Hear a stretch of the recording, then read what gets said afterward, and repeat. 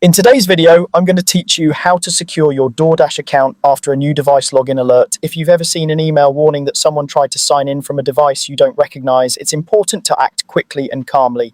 I'll walk you through exactly what to do, why each step matters, and a few practical tips to keep your account safe. Start by keeping an eye on your email inbox for security alerts from Doordash. These messages typically let you know that a new device or location tried to access your account.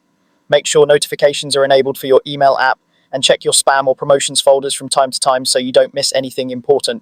When an alert comes in, glance at the sender address to confirm it's legitimately from Doordash. As a safe habit, avoid clicking links inside the email.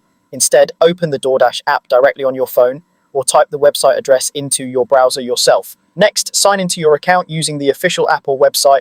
If anything feels off, maybe you see recent orders you don't recognize or profile details that look different, don't delay. Logging in from a trusted device and network helps you make changes securely and reduces the chance of someone interfering while you're fixing things. Once you're in, head to your account section and open Settings. The exact layout can vary slightly between the app and the website, but Account and then Settings is the path you're looking for. This is the central place to manage your security details. Update your password right away. Choose something strong and unique that you don't use anywhere else. Aim for a longer passphrase with a mix of letters, numbers, and symbols. Avoid common phrases or anything easy to guess.